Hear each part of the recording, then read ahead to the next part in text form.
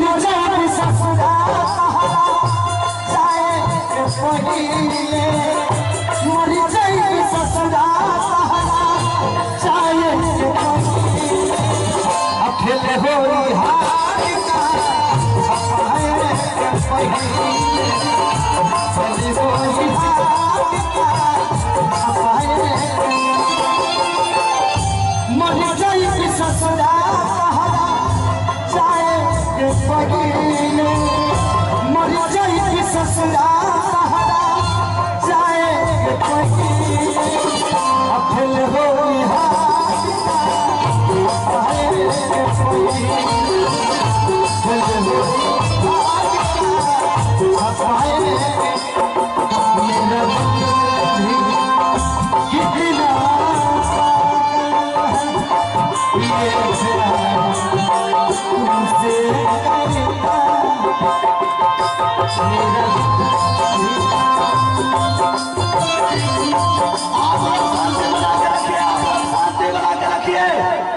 भाई जी आप लोग शांति बना के रखिए। भाई जी हम आप लोग से रिक्वेस्ट कर रहे हैं कि शांति बना के रखिए, गलत नहीं कीजिए। भाई जी हम रिक्वेस्ट कर रहे हैं कि आप लोग शांति बना के रखिए। आप लोग शांति बनाकर प्रोग्राम का नाम लीजिए।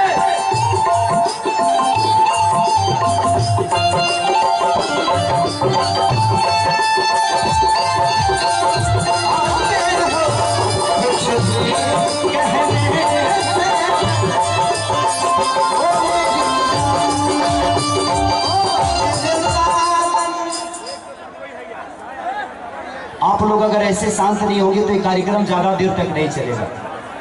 अगर आप लोग चाहते हैं कि हम दोनों जाएं, हम और अक्षरा जी जाएं, नहीं जाए ना तो प्लीज आप एक बार बैठ जाइएगा। पीछे के भाई लोग प्लीज हाथ जोड़ रहा हूँ, प्रार्थना। आप लोग इतने सम्मानित लोग हैं, आप लोग भगवान की तरह, मंदिर की तरह हैं, पवित्र है। आपने खेसारी को बनाया है, आप लोग हंगामा करेंगे, आपका ही नुकसान होगा उसमें। किसी का सर फटेगा, किसी का पैर टूटेगा, नुकसान किसका होगा? आप सबका होगा। आपको कहीं तकलीफ होगी तो दुख तो खेसारी को ही होगा ना, कि कहीं ना कहीं आप मेरे समर्थन और मुझे मोहब्बत करते हैं। प्लीज ऐसा मत करिए। ओ मेरे साजन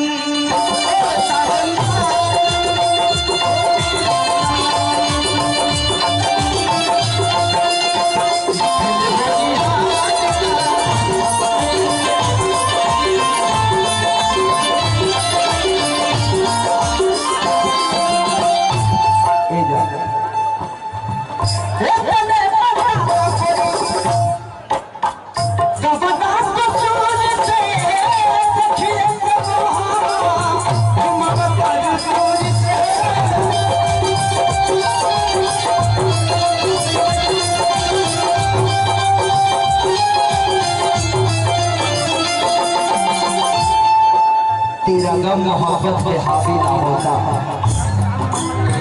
तेरा गम मोहब्बत पे हावी ना होता तो खुदा की कसम से सारी शराबी ना होता।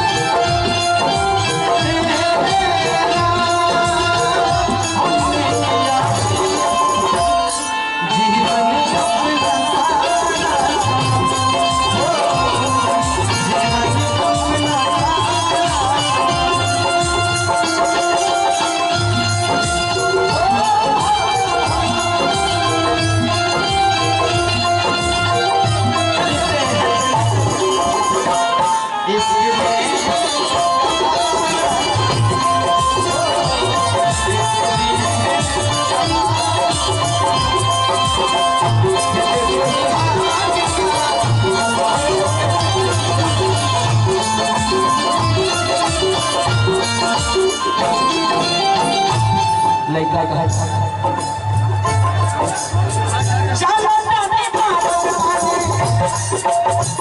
हम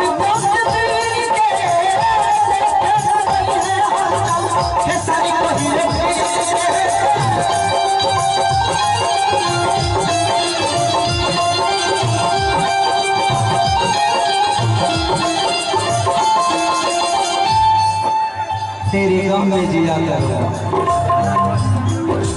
तेरे गम में जिया करूंगा, अगर गम कम नहीं होगा तो किया करूंगा। लेकिन याद रखना